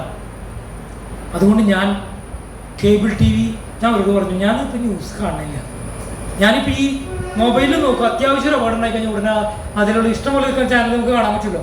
ഇത് ഇവർ തന്നെ ഈ കടന്നുകൊണ്ട് എനിക്കിത് പറ്റില്ല, എൻ്റെ സമാധാനം പോകും. ഞാനും മലയാള മനോരമയായിട്ട് വളരെ ബന്ധമുള്ള വ്യക്തിയാണ്. മലയാള മനോരമയിൽ 56ഓളം ഫോട്ടോ ഒക്കെ എന്നെ വന്നിട്ടുണ്ട് 1985 കാലഘട്ടത്തിൽ. എന്ന് പറഞ്ഞാൽ ഒരു മന്ത്രിക്ക് വരണേക്കാൾ കൂടുതൽ ഫോട്ടോ എൻ്റെ പത്രത്തിലുണ്ട്. മാത്തുക്കുട്ടി ചായനോട് വലിയ സ്നേഹമായിരുന്നു. ബാലഭക്തി പേജുകൾ ഒഴിച്ച് അകത്ത പേജുകളിലും എൻ്റെ പ്രസ്താവനകളൊക്കെ കൊണ്ടിടും. ഞാനെങ്ങാനും ഒന്ന് പിന്നീടൊരു VM സുധീരനായിട്ട് മാറിയാലോ എന്ന് വിചാരിച്ചിട്ടാ. എങ്ങനെയെങ്കിലും പ്രോത്സാഹിപ്പിക്കുക. തൃശ്ശൂരിൽ നിന്ന് ഇയാളങ്ങോട്ട് പൊങ്ങി പോരട്ടെന്ന് വിചാരിച്ചിട്ട്. പക്ഷെ കർത്താവിൻ്റെ വേലക്കാരനാക്കി മാറ്റി. മനോരമയുടെ വീണ്ടും കുറച്ചാളത്തിൽ കൂടി ഇടാൻ വേണ്ടി വന്നു കഴിഞ്ഞപ്പോൾ ഞാൻ പറഞ്ഞു എനിക്ക് മനോരമയെ ഇഷ്ടം ഒക്കെ ഇഷ്ടം തന്നെ, പക്ഷെ ഈ പത്രം വായിച്ചാലുണ്ടല്ലോ എൻ്റെ സമാധാനം പോകുമെന്ന് പറഞ്ഞു. അതുകൊണ്ട് സമാധാനം കിട്ടാൻ വേണ്ടി ഞാൻ ചെയ്യും. ഇപ്പൊ പത്രവായനയില്ല, പത്രവായിക്കാത്ത ഒരു മലയാളികളാണ്. ചിലർ കണി കാണുന്ന പോലെയാണ് മനോരമ അല്ലെങ്കിൽ മറ്റുള്ള പത്രം കണ്ട് ഉണരുന്നതെന്ന് പറഞ്ഞത്. ഇന്ന് ഓരോന്ന് വായിച്ചു കഴിഞ്ഞാൽ നമ്മൾ പേടിച്ച് മാളത്തിലൊടിക്കുന്ന തരത്തിലാണ് ഇന്നത്തെ മാധ്യമ സുഹൃത്തുക്കളും അതുപോലെ മാധ്യമങ്ങളിൽ നിൽക്കുന്നത്. ഭയപ്പെടുത്തുന്ന വാർത്തകൾ. ആരോ പറഞ്ഞു ഇവിടെ കുറേ പ്രശ്നങ്ങൾ വന്നാലാണ് ഇനി അടുത്ത ഇലക്ഷൻ പിടിച്ചേക്കാൻ പറ്റുന്നത്. ദുരന്തങ്ങൾ വന്നു കഴിഞ്ഞാൽ ചാടി വീണ് എങ്ങനെയാണ് വോട്ടാക്കാൻ പറ്റുമെന്നോ നോക്കണത്. അത് ഏത് പാർട്ടിയൊന്നും വ്യത്യാസമില്ല. ഞാൻ രാഷ്ട്രീയം പറയാനല്ല ഇത് പറഞ്ഞത്. ഞാൻ പറഞ്ഞത് ഐക്യം. അപ്പം ഞാൻ പറഞ്ഞു വരുന്നത് ഒരു വൈകുന്നേരം തന്തി ചർച്ച ആയാലും ഏത് കാര്യമായാലും സമാധാനം ഉണ്ടാക്കാൻ ആരും നോക്കുന്നില്ല, സ്നേഹം ഉണ്ടാക്കാൻ ആരും നോക്കുന്നില്ല, ഐക്യം ഉണ്ടാക്കാൻ ആരും നോക്കുന്നില്ല. അതിലിട്ടൊരു വേറിട്ട വ്യക്തിയുടെ PT തോമസിനെ ഞാൻ കാണുന്നു. ഞാൻ രാഷ്ട്രീയം പറഞ്ഞല്ല. അദ്ദേഹം പറഞ്ഞു, എന്ത് പറഞ്ഞു, ഈ മാധവ് ഗാർഗിൽ റിപ്പോർട്ട് എന്ത് ചെയ്യണം, അത് നിങ്ങളിത് ചെയ്യണം എന്ന് പറഞ്ഞു. കോൺഗ്രസ് ആയിരിക്കെ അദ്ദേഹം പറഞ്ഞു. പക്ഷേ 7 സ്ഥലത്തും കണ്ട് 6 സ്ഥലത്തും 5 സ്ഥലത്തും കണ്ട് അദ്ദേഹത്തിൻ്റെ എന്താ പറയുക മരിച്ചു കഴിഞ്ഞുള്ള ഘോഷയാത്ര ഇത് നടത്തി എന്നുള്ളതാണ് ജീവിച്ചിരിക്കുക. മതമാ ചെയ്തത്. മതത്തിനും രാഷ്ട്രീയ പാർട്ടികൾക്കൊന്നും ഐക്യ സ്നേഹം ഉണ്ടാക്കാൻ പറ്റില്ലെന്നേ. ഞാൻ പറഞ്ഞു വരുന്നത് സുവിശേഷത്തിന്റെ ഏറ്റവും ശക്തമായ ഒരു ടൂളാണ് സ്നേഹവും ഐക്യവും. റിസലോ നമ്മൾ മനസ്സിലാക്കണം. ചിലർക്ക് മത്സരിച്ചുകൊണ്ടാണ് പരസ്യമാണ്. പിന്നെ ദൈവത്തിനും കേൾക്കുമ്പോൾ ആരെങ്കിലും രൂപാന്തരപ്പെടും. ഇവരെ നോക്കിക്കഴിഞ്ഞാലൊന്നും ചിലപ്പോൾ രൂപാന്തരപ്പെടില്ല. നല്ല പിടുത്തക്കാരാണ്, അങ്ങോട്ടും ഇങ്ങോട്ടും ക്ഷയിക്കാൻ കൊടുക്കാത്തവരാണ്. പോയി ഇന്നലെ ആ സെന്റർ നടത്തി, നാളെ ഈ സെന്റർ ഇവിടെ നടത്തണം. അവരെ നോക്കിയിട്ടൊന്നുമല്ല ആൾക്കാർ രൂപാന്തരപ്പെടുന്ന കേട്ടോ, ഓർമ്മിപ്പിച്ചത്. അടുത്തത് ഐക്യമുണ്ടെങ്കിൽ നമുക്ക് എന്തുണ്ട്? പ്രൊട്ടക്ഷൻ ഉണ്ട്. ഐക്യമുണ്ടെങ്കിൽ പ്രൊട്ടക്ഷൻ ഉണ്ടെന്നേ. ചാരപ്രവർത്തനം നടക്കില്ല, ശിഥിലീകരണം നടക്കില്ല, ചോർച്ച ഉണ്ടാകില്ല. സ്നേഹത്തിന്റെ സിമന്റ് കൊണ്ട് ഐക്യത്തില്, പരിശുദ്ധാത്മാവിന്റെ ശക്തി കൊണ്ട് ഐക്യത്തില് വളർന്നു വരാൻ പറ്റും. അങ്ങനെ പറഞ്ഞാൽ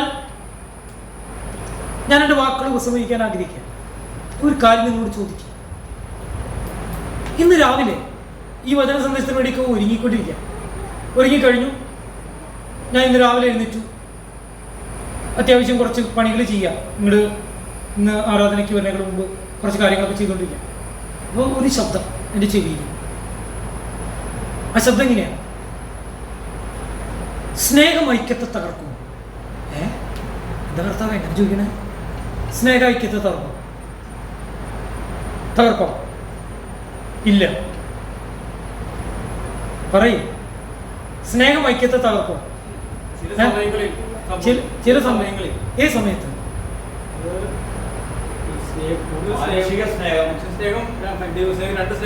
അതെ. അപ്പൊ ഒരു കാര്യം കറക്റ്റ്, പെർഫെക്റ്റ് ലവ്, ദൈവത്തിന്റെ പെർഫെക്റ്റ് സ്നേഹം ഭയത്തെയും മാറ്റും, ഐക്യത്തെയും ഉണ്ടാക്കുകയും ചെയ്യും. പക്ഷേ ലോകസ്നേഹം അതായത് ചില സ്നേഹം എന്തുണ്ടാക്കും? യൂണിറ്റിയെ തകർക്കും, സ്പർദ്ധയുണ്ടാക്കും. ഏത് സ്നേഹ? ഒരു ഉദാഹരണം, ജോർജിന് സരിതിക്ക് 2 മക്കളുണ്ട്. എന്താ അവരുടെ പേര്? ജോഷ, ജോ. ടോമിക്ക് സിൻസിക്ക് 2 പിള്ളേരുണ്ട്, സാമുവലും സോളമനും. പേരൊക്കെ നല്ല പേരുകളാണ്. ടോമി വിചാരിക്കണം, എന്നാ ശരി, സോളമൻ എനിക്ക് പ്രിയപ്പെട്ടവൻ. സിൻസി വിചാരിക്കണം, സാമുവൽ എനിക്ക് പ്രിയപ്പെട്ടവൻ. സാമുവലിനെ ഏറെ സ്നേഹിക്കണം ആര്? അപ്പൊ സോളമൻ ആകെ ദേഷ്യം തുടങ്ങി. ഇനി 2 പേരും കൂടി ആരെങ്കിലും ഒരാളെ, ഒരുത്തൻ നന്നായി പഠിക്കുന്നുണ്ട്, അവൻ നന്നായി പഠിക്കണം, മറ്റൊന്ന് പറഞ്ഞാൽ കേൾക്കണില്ല, അവൻ പഠിക്കുന്ന കുറവാണ്, എന്നാ ശരി കിടക്കട്ടെ. സ്നേഹത്തിന്റെ 90% ആർക്ക്? സോളമന്. ഈ സ്നേഹം അപകടം ഉണ്ടാക്കോ? അപകടം ഉണ്ടാക്കും. തിരിച്ചു കിട്ടുന്ന സ്നേഹത്തിന് വേണ്ടിയും ചിലർക്ക് പണക്കാരോട് മാത്രം സ്നേഹം. എനിക്ക് എൻ്റെ ഈ 1921 മുതൽ 2001 മുതൽ 2024 വരെയുള്ള ഈ സുദീർഘമായ എന്ന് പറഞ്ഞ പെൻഷൻ കിട്ടാനുള്ള കാലം കഴിഞ്ഞിട്ടുണ്ട് ഇല്ലേ? 2001 മുതൽ 2024 വരെ എത്ര വർഷമായി? 15 വർഷം കിട്ടിയ പെൻഷൻ കിട്ടും. അപ്പൊ അങ്ങനെയാണെങ്കിൽ അത്രയും കൂടുതൽ ഒരു ഇത് ഞാൻ ശുശ്രൂഷ ചെയ്ത് കഴിഞ്ഞു പാസ്റ്ററായിട്ട്. എവിടേക്കും ട്രാൻസ്ഫർ ചെയ്യാൻ പറ്റില്ല, സ്വതന്ത്രനായിപ്പോയി. പിന്നെ വീട്ടിന്റെ മുകളിലാണ് ആരാധന, ഒളിച്ചോടാനും പറ്റില്ല. കേൾക്കണം നിങ്ങൾ, ഞാൻ മനസ്സിലാക്കിയിട്ടുണ്ട്. പലരും ആരാധനയ്ക്കല്ല പറഞ്ഞത്, പണം കൊണ്ട് സഹായിക്കുന്ന ചിലരെ കാണാൻ വേണ്ടി, പണക്കാരെ മാത്രം സ്നേഹിക്കുന്നവർ, ചില പാവപ്പെട്ടവരെ മാത്രം സ്നേഹിക്കുന്നവർ. കർത്താവിന്റെ സ്നേഹം എങ്ങനെയായിരുന്നു? എല്ലാവരും ഒരുപോലെ സ്നേഹിക്കുന്ന സ്നേഹമായിരുന്നു. കർത്താവിനെ കുറിച്ച് ഫേവറേറ്റ്സ് ഒന്നുമില്ല, പക്ഷെ കർത്താവിന് ചില ഇന്റിമേറ്റ്സ് ഉണ്ട്. Price the Lord. ചില ആൾക്കാരൊക്കെ മോഹൻലാൽ എന്ത് ചെയ്താലും മോഹൻലാലിന് വേണ്ടി തല്ലുപിടിക്കാനും ഫാൻസ് ഉണ്ട്. എന്താ കാരണം? മോഹൻലാൽ അവരുടെ ഉള്ളിൽ കുടിയിരുന്നു പോയി. ചിലർക്ക് മമ്മൂട്ടിക്ക് മാത്രം, ചിലർക്ക് വേറെ ചിലർക്ക് മാത്രം. അവരെന്ത് ചെയ്താലും ചെയ്തില്ലെങ്കിലും ഒക്കെ സ്നേഹിക്കും. അതിന് ഫേവറേറ്റിസം എന്ന് പറയുന്നത്. പക്ഷെ നമ്മുടെ കർത്താവിന് അതില്ല. പക്ഷെ കർത്താവിന് ഇന്റിമേറ്റ് ആവും. നമ്മൾ കൂടുതൽ പ്രാർത്ഥിക്കുന്നവർ, കൂടുതൽ കർത്താവിന്റെ വേല ചെയ്യുന്നവർ, കൂടുതൽ ഐക്യം സ്ഥാപിക്കാൻ ശ്രമിക്കുന്നവർ, കൂടുതൽ സമാധാനം സ്ഥാപിക്കുന്നവർ ദൈവത്തിന്റെ പുത്രന്മാർ എന്ന് വിളിക്കപ്പെടും. സുവിശേഷത്തോടുള്ള ബന്ധത്തില സൗമ്യതയുള്ളവർ ഭാഗ്യവാന്മാർ, അവർ ഭൂമിയെ അവകാശമാക്കും. സ്വത്ത് വാരി കൂട്ടുന്നല്ല അതിന്റെ അർത്ഥം. കർത്താവിന് വേണ്ടി ഒരുക്കമുള്ള ഹൃദയങ്ങൾ ഉണ്ടാക്കും. സ്തോത്രം. അപ്പോ എല്ലാ സ്നേഹവും ഐക്യം ഉണ്ടാക്കില്ല. സങ്കുചിത്വമുള്ള, സ്വാർത്ഥതയുള്ള ലോകസ്നേഹം ഐക്യത്തെ ഉളവാക്കില്ല. അത് അപ്പൊളോസിന്റെ സ്നേഹം അപ്പൊളോസിന്റെ പക്ഷം, പൗലോസിന്റെ സ്നേഹം പൗലോസിന്റെ പക്ഷം, ക്രിസ്തുവിനുള്ള സ്നേഹം ക്രിസ്തുവിന് മാത്രം പക്ഷം. കേട്ടോ ഞാൻ പറഞ്ഞതിന്റെ അർത്ഥം നിങ്ങൾ ക്ലിയർ ആയിട്ട് മനസ്സിലായല്ലോ? ഐക്യം വളരെ പ്രധാനപ്പെട്ടതാ. അതുകൊണ്ട് കർത്താവ് ഒരു അധ്യായം മുഴുവൻ, ഞാൻ പലപ്പോഴും ചോദിച്ചിട്ട്, കർത്താവ് ഒരു അധ്യായം മുഴുവൻ അങ്ങയുടെ പ്രാർത്ഥനയും 26 വാക്യവും പ്രാർത്ഥനയും.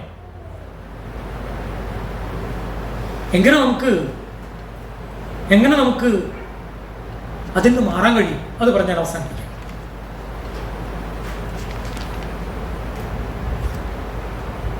ഒന്നാമത്തെ കാര്യം,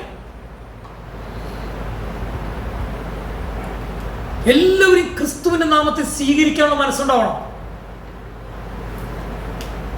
തുറന്ന മനസ്സ്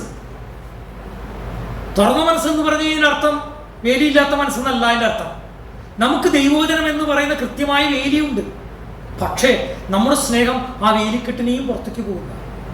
അക്സെപ്റ്റ് ചെയ്യണം. അത് ഞാൻ പറഞ്ഞത്, ഒരാൾക്ക് വചനം അറിഞ്ഞുകൂടാ, ഒരാൾക്ക് വീക്ക്നെസ് ഉണ്ട്. പക്ഷേ ആ വീക്ക്നെസ്സിന് നമ്മൾ കുറ്റം പറഞ്ഞ് മുളയിൽ നുള്ളി പിന്നെ വരാതിരിക്കുന്ന തരത്തിലല്ല, സ്നേഹത്തോടെ നിൽക്കണം. അതിന് നമുക്ക് ക്ഷമ വേണം. മറ്റൊന്ന്,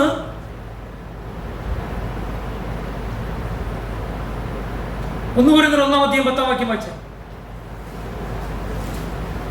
1:10.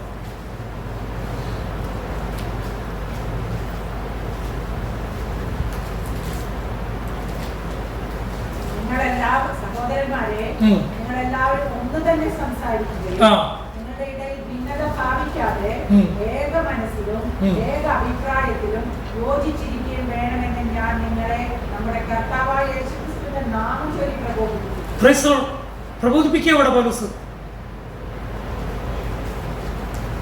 ഒരു മനസ്സുണ്ടാവണം, ഐക്യം ഉണ്ടാവണം, സ്നേഹം ഉണ്ടാവണം. വേറൊരു സ്ഥലത്ത് പറഞ്ഞു, ഒരു കർത്താവ്, ഒരു വിശ്വാസം, ഒരു ആത്മാവ് പറഞ്ഞിട്ടില്ലേ? കൃപാവരങ്ങൾ പ്രത്യേകതയുണ്ട്. ഇന്നിപ്പോ സുവിശേഷന്മാർക്കൊന്നും വലിയ ഡിമാൻഡില്ല. ആർക്കാ ഡിമാൻഡ്? പ്രവാചകന്മാർക്ക്. നാളെ എവിടേക്ക് പോകും, മറ്റന്നാൾ എങ്ങനെ വരും, എന്തെല്ലാം സ്വത്ത് അടിച്ചെടുക്കാൻ പറ്റും, ഇത് പറയണവർക്ക് ഭയങ്കര ഇത്. അത് യഥാർത്ഥ പ്രവചനമല്ല. മാനസാന്തരത്തിലേക്ക് വഴിയെടുത്തുന്ന പ്രവചനം പറയുന്നവനെ പിന്നെ വിളിക്കില്ല ആൾക്കാർ. പാപബോധം വരുത്തുന്ന പ്രവാചകനെ ആരും വരുത്തില്ല. സുഖിപ്പിക്കുന്ന പ്രവാചകൻ. പിന്നെ നമ്മൾ പ്രവചനം കേട്ട് കഴിഞ്ഞിട്ട് പിന്നെ നമ്മൾ ചോദിക്കണം, പാസ്റ്റർ എന്ന് പറഞ്ഞ് നടന്നില്ലല്ലോ പാസ്റ്റർ. അതെ, ഞാൻ പറഞ്ഞ പ്രവചനം നിവർത്തിക്കാൻ വേണ്ടിയിട്ടല്ലോ നിങ്ങൾ നന്നായി പ്രാർത്ഥിച്ചില്ല. എന്നിട്ട് ഈ പ്രവചനം എന്ന് പറഞ്ഞാൽ ഇയാൾ പ്രാർത്ഥിച്ചിട്ട് കിട്ടണമെന്നാണോ പ്രവചനം? പ്രാർത്ഥിച്ചിട്ട് നമ്മുടെ ജീവിതത്തിൽ വരേണ്ടതാണോ പ്രവചനം? അല്ല, ദൈവത്തിന് അരുളപ്പാടാ. അരുളപ്പാട് എങ്ങനെ വരും? ഇവിടെ ചിലരെ പരിശുദ്ധാത്മാവ് തൊടുന്നതായി കാണുന്നു. ചിലരെ അപ്പൊ ഇങ്ങനെ ചെയ്ത് ഈ പരിശുദ്ധാത്മാവ് കണ്ണ് കാണാത്തതാണ് പരിശുദ്ധാത്മാവ്. ശരിക്കറിയാത്ത മട്ടില്ല പറയണേ. ആരെയൊക്കെയോ തൊടും. ആരെയൊക്കെ തൊടുന്നാരാ? അന്തം ചെന്ന് പോകുമ്പോ അവിടെ തൊടും, ഇവിടെ തൊടും. ഇതാണ് പരിശുദ്ധാത്മാവ്. പരിശുദ്ധാത്മാവ് സുബോധത്തിന്റെയൊക്കെ ആത്മാവാ. കർത്താവ് അറിയാം, നിന്റെ അപ്പന്റെ പേര് മാത്രമല്ല. ഇപ്പൊ ഉദാഹരണം, സാമുവലിനെ ദൈവം വിളിച്ചു ഒരു കാര്യത്തിന്. സാമുവലിനെ ദൈവം വിളിച്ചിട്ടുണ്ട്. സാമുവലിനെ, പ്രവാചകൻ സാമുവൽ ആലോചിച്ച് തന്നെ ചെയ്തുകൊണ്ട് ഒരു വിധത്തിൽ പെട്ടെന്ന് മനസ്സിലായി ഇന്ന ആളാണ്. എന്നാൽ നൂന്റെ പുത്രനായ ജോഷുവ, ചിലവരുടെ അപ്പാപ്പന്റെ പേരും അപ്പന്റെ പേരും ഒക്കെ പറഞ്ഞിട്ടുണ്ട്. നിങ്ങൾ ചെന്ന് നോക്കിയേ, രേഖകൾ എഴുതുമോ? ഗോപുരൻ ആന്റണി എന്നാണോ എഴുതുന്നത്? ആന്റണി ഗോപുരത്തിന് മാത്രം എഴുതിയിട്ടാണോ തരുന്നത്? അപ്പന്റെ പേരും ചിലപ്പോൾ അപ്പാപ്പന്റെ പേരും ചോദിക്കും. അതുപോലത്തെ രേഖകളുണ്ടെങ്കിൽ ഈ ആള് മാറാൻ പാടില്ല. ചിലപ്പോൾ ഗോപുരന്മാരിൽ കുറെ ആന്റണിമാരുണ്ടാവും. എൻ്റെ കൊച്ചമാമയുടെ മോളെ കെട്ടിയ ആളുടെ പേര് GT ആന്റണി എന്നാ. ഗോപുരൻ ആന്റണി തന്നെയാണ്. നമ്മുടെ ഇവിടെയുള്ള ആന്റണി ബ്രദറിന്റെ പേരും ഗോപുരൻ ആന്റണി തന്നെയാണ്. ഗോപുരൻ ആന്റണിക്ക് എന്ന് പറഞ്ഞു കഴിഞ്ഞാൽ ഏത് ഗോപുരനു? പണ്ട് എൻ്റെ അപ്പച്ചൻ പറഞ്ഞിട്ടുണ്ട്, ബിഷപ്പ് ജോസഫിന് വന്ന, നുണയാണോ ശരിയാണോ എന്ന് എനിക്ക് അറിയില്ല കേട്ടോ, ഞാനൊരു ജസ്റ്റ് നിങ്ങളോട് ഓർമ്മിപ്പിക്കാം. ബിഷപ്പ് ജോസഫിന് വേണ്ടി വന്ന പൈസ മുഴുവൻ, ബിഷപ്പ് ജോസഫ് എന്ന് പറഞ്ഞ പൈസ മുഴുവൻ എടുത്തിട്ടാണ് എന്ത് ഹോസ്പിറ്റൽ വന്നത്? ലിസി ഹോസ്പിറ്റൽ വന്നെന്ന് പറഞ്ഞിട്ട് ഒരു കഥയാണെന്നെങ്കിൽ തോന്നി. കഥയായിട്ട് പറയണ കേട്ടോ. ഇതിനിപ്പോൾ ഞാൻ പറഞ്ഞു പറഞ്ഞാൽ എനിക്ക് ഒരു കേസൊന്നും കത്തോലിക്കരി എടുക്കാൻ നോക്കണ്ട. കാരണം ലൂർദ് ഹോസ്പിറ്റൽ പണിയാനുള്ള പൈസയായിട്ട് ആ ബിഷപ്പ് ലോകം മുഴുവൻ സഞ്ചരിച്ച് കിട്ടിയ പൈസ മുഴുവനാണ് ബിഷപ്പ് ജോസഫ് പാറക്കാട്ടിലുണ്ട്. മറ്റേ ജോസഫ് തന്നെയായിരുന്നു. അപ്പൊ അതുകൊണ്ട് കർത്താവിന് ഈ കണക്ക് തെറ്റൊന്നുമില്ല, തലമുറയെ തെറ്റില്ല, അപ്പനെയും അപ്പാപ്പനെയും തെറ്റില്ല. കാരണം കർത്താവ് എല്ലാം അറിയുന്ന. ഇതൊന്നും അറിയാത്ത മട്ടിൽ വരുന്ന പ്രവചനമൊന്നും തട്ടിപ്പിന്റെ പ്രവചനമാണ്. അത് നിങ്ങൾ പ്രാർത്ഥിക്കാത്തതുകൊണ്ടാണോ ദൈവത്തിന്റെ വാക്ക് മാറിപ്പോണത്? ഒരിക്കലുമല്ല. സ്തോത്രം. ഞാൻ പറഞ്ഞു വരുന്നത്, ഐക്യം, അത് ഏക മനസ്സുണ്ടാവണം. മൂന്നാമത്തെ കാര്യം, ഈ ഐക്യത്തിന് ഏറ്റവും തടസ്സമുള്ള ഒരു അവയവം നമുക്കുണ്ട്.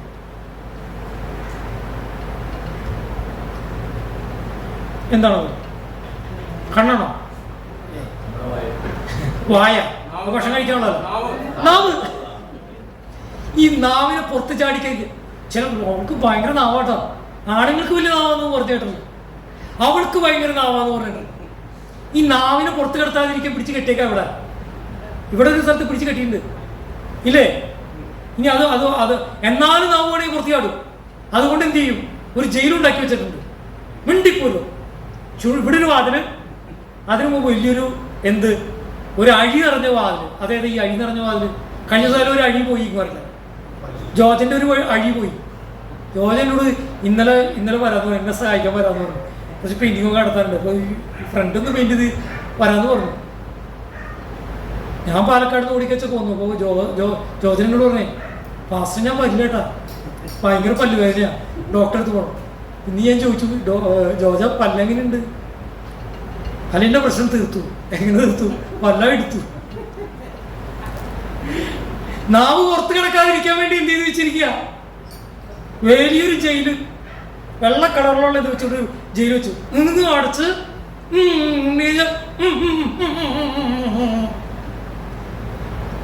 കാരണം എന്താ? നാവിനെ കുറിച്ച് അക്കോമലായിട്ട് പറഞ്ഞിട്ടുണ്ട്. ഞാൻ സമയം കഴിഞ്ഞു പോയെന്ന് ഞാൻ പറയുന്നില്ല. നാവിന്റെ ഉപയോഗത്തെക്കുറിച്ച്, ദുരുപയോഗത്തെക്കുറിച്ച് അതൊരു കാട് തന്നെ കത്തിക്കാൻ പറ്റും. അപ്പൊ നമ്മുടെ നാവ് കൺട്രോൾ ചെയ്യണം. നാവ് കൺട്രോൾ ചെയ്യാൻ എന്ത് പറ്റും? നമ്മളൊക്കെ നല്ല സ്റ്റോറി ടെല്ലേഴ്സോ. എന്ത് സ്റ്റോറി? ഗോസിപ്പ് എന്ന് പറയും. ഗോസിപ്പ് ഒരു കാര്യം കേട്ടാൽ 100 ആളോട് പറയും. കുറച്ച് പേര് സമ്മതിക്കും, കുറച്ച് പേര് സമ്മതിക്കില്ല. സമ്മതിക്കുന്നവർ മുഴുവൻ നിന്റെ പക്ഷം, സമ്മതിക്കാത്തവർക്ക് വേറെ പക്ഷം. പിന്നെ നേതൃത്വങ്ങളെ ദൈവം വെച്ചിരിക്കുന്നവരെ അനുസരിക്കണം. ഐക്യത്തിന് വേണ്ടി അനുസരിക്കണം. ഹല്ലേലൂയ. ഞാനിങ്ങനെ പറയാൻ ആഗ്രഹിക്കുക, ഐക്യമെന്ന് പറയുന്നത് നമ്മുടെ ഉത്തരവാദിത്തമാണ്. നമ്മുടെ ഓരോരുത്തരും ഉത്തരവാദിത്തമാണ്. ഐക്യമെന്ന് പറയുന്നത് സുവിശേഷത്തിനുള്ള ആഹ്വാനത്തിന്റെ ലക്ഷണമാണ്. അതുകൊണ്ട് എന്ത് ചെയ്യണം? കർത്താവ് ചെയ്ത പ്രധാനപ്പെട്ട കാര്യം പ്രാർത്ഥിച്ചു. പ്രാർത്ഥന വളരെ ആവശ്യമുണ്ട് ഐക്യത്തിന്. കഴിഞ്ഞ ദിവസം ഒരാള്, ഞാൻ ഈ ഫേസ്ബുക്കിലെല്ലാം കൊടുത്തു കഴിഞ്ഞപ്പോൾ അതിനാ ഡീൽ എഴുതിയേക്കാം, ഈ പ്രോഗ്രാമിനെ കുറിച്ച് ഞാൻ ഡീൽ എഴുതിയേക്കാം. പ്രാർത്ഥിക്കുന്നത് കംപ്ലീറ്റ് വേസ്റ്റ് എന്ന് എഴുതി വെച്ചേക്കാം അതിനടിയിൽ. ഞാൻ ടോമി എന്ന് പറഞ്ഞ ഒരാളാണ് എഴുതിയാണ്, ഒരു ടോമി. അപ്പോൾ പേര് കൊണ്ട് ഒരു ക്രിസ്ത്യാനിയല്ല, ഞാൻ ടോമി എന്ന് പറഞ്ഞിട്ട് ഒരു ക്വസ്റ്റ്യൻ മാർക്ക് ഇട്ട് വെച്ചു. പ്രാർത്ഥിക്കുന്ന ഒരിക്കലും വേസ്റ്റ് ടൈം അല്ല. Waiting upon the Lord is not a waste time. കേട്ടോ? കർത്താവിനെ വെയിറ്റ് ചെയ്യുന്നതാണ് പ്രാർത്ഥന. ആ പ്രാർത്ഥന ഒരിക്കലും വേസ്റ്റ് ടൈം അല്ലാന്ന്. ജാഗരിച്ച് പ്രാർത്ഥിക്കണം. കുടുംബത്തിൽ സമാധാനം ഉണ്ടാവും. ജാഗരിച്ച് പ്രാർത്ഥിക്കണം. മക്കളുടെ ഇടയിൽ സമാധാനം, സ്നേഹം ഉണ്ടാവും. ജാഗരിച്ച് പ്രാർത്ഥിക്കണം. സഭയിൽ സ്നേഹം ഉണ്ടാവും, സമാധാനം ഉണ്ടാവും. നമ്മുടെ ഉത്തരവാദിത്തമാണ്. എത്ര പേര് ഏറ്റെടുക്കും? കാരണം എൻ്റെ ചോദ്യം, എത്ര പേര് ഏറ്റെടുക്കും? അങ്ങനെയുള്ള സഭ ശക്തിപ്പെടും. ഐക്യമില്ലാത്ത കുറേ പേര് വന്നു കഴിഞ്ഞാൽ വല്ല കാര്യമുണ്ടോ? കർത്താവ് പറഞ്ഞു ഇത് ആൾക്കാർ കൂടുതലാന്ന് പറഞ്ഞു. യുദ്ധം ചെയ്യാൻ കുറവ് 30,000 പേര് എങ്ങനെ വന്നേ? കർത്താവ് പറഞ്ഞേ അയ്യോ തോറ്റു തുന്നം പാടും, വേണ്ട. 30,000 പേര് വന്നപ്പോഴേ കർത്താവ് പറയണേ തോറ്റു തുന്നം പാടും, ഇതൊന്നും വേണ്ട, നീ ഒരു ടെസ്റ്റ് ചെയ്ത്. അപ്പോഴാണ് ഒരു ടെസ്റ്റ് കൊടുത്ത്. അപ്പോൾ കുറേ പേരെ പോയി. ഇതുപോലെ നമ്മുടെ ജീവിതത്തിൽ ചില ടെസ്റ്റ് നടത്തി അറിയാൻ പറ്റും എത്ര പേര് കർത്താവിൻ്റെ ചിരിക്ക് നിൽക്കുന്നുണ്ടെന്ന്. അങ്ങനെ 300 പേരെ കണ്ടാണ് ദൈവം പോകുന്നത് അല്ലേ? അവർക്ക് കൊടുത്ത് ടെസ്റ്റ് ചോദിച്ചിട്ട് ഞാൻ കർത്താവിൻ്റെ ചോദിച്ചിട്ട് കർത്താവ് ഇത് എന്തിട്ട് ടെസ്റ്റ് കർത്താവ് കൊടുത്ത്? നായ്ക്കൾ ചെന്നിട്ട് എന്ത് ചെയ്യണം? നാക്കി കുടിക്കണം. എന്തിട്ട് ടെസ്റ്റ് അല്ലേ കർത്താവ് അങ്ങ് കൊടുത്ത്? ഒരാളോട് പറയാൻ പറ്റും. അപ്പോൾ നീ അത് അവർ കുടിക്കണ വീതൊന്നും ആലോചിച്ച് നോക്കിയാൽ മതി. അപ്പോൾ എന്തെന്നാ ഈ നായ് വെള്ളം കുടിക്കുന്നത് നിങ്ങൾ നോക്കണം. എങ്ങനെ നോക്കും? നല്ല മിടുക്കൻ നായാണെങ്കിൽ ഈ നായ്ക്ക് ഭക്ഷണം കൊടുക്കുമ്പോൾ നിങ്ങളൊന്ന് താഴ്വയ്ക്ക് ചെന്ന് അത് താഴ്വയ്ക്ക് സ്വീകരിക്കുക എന്ന് പറഞ്ഞിട്ടൊക്കെയാ ഇത് കഴിക്കണത്. പ്രസവിക്കുന്ന സമയത്ത് മാത്രമേ പട്ടി അങ്ങനെ കാണിച്ചിട്ടുള്ളൂ. ഭക്ഷണത്തിനിടയ്ക്ക് നല്ല ഇഷ്ടപ്പെട്ട ഭക്ഷണം കൊണ്ട് കൊടുക്കുന്ന സമയത്ത് നമ്മളങ്ങനെ അടിച്ചു നോക്കിയേ അവനത്ര ഇഷ്ടമല്ല, അവനിത് കഴിക്കണം, കറുമുറാന്ന് കഴിക്കണം അവന്. പറഞ്ഞു മനസ്സിലായോ? അതുപോലെ ഈ നായക്ക് ഭയങ്കര ദാഹമുണ്ട്. നായന്റെ ഉദാഹരണം പോലെ ആയിരിക്കണം എന്ന് പറയുമ്പോൾ നായനെ കണ്ടവരാണ് വന്നേക്കണേ. മനസ്സിലായോ? നായ വെള്ളം കുടിക്കാൻ ഇങ്ങനെ വെള്ളം കുടിക്കുന്നത് ചിലപ്പോൾ ചീങ്കണ്ണി അവിടെ ഉണ്ടാവും. അല്ലെങ്കിൽ പുറത്തുനിന്ന് ആരെങ്കിലും പറഞ്ഞ തല്ലാൻ വരണത് നായ ഇങ്ങനെ. ഇങ്ങനെയാണ് നായ വെള്ളം കുടിക്കുന്നത്. അതിൻ്റെ അർത്ഥം എന്താ? അതായത് യുദ്ധം ചെയ്യാൻ വരുന്നവന് അവൻ കുറച്ച് ദിവസമായിരിക്കില്ല യുദ്ധം, അവന്റെ ശ്രദ്ധ മാറാൻ പാടില്ലെന്ന്. കർത്താവ് വിജിലന്റ് ആയിരിക്കുന്ന ആൾക്കാരായിരിക്കണം ഐക്യത്തിന് വേണ്ടി നിൽക്കുന്നത്.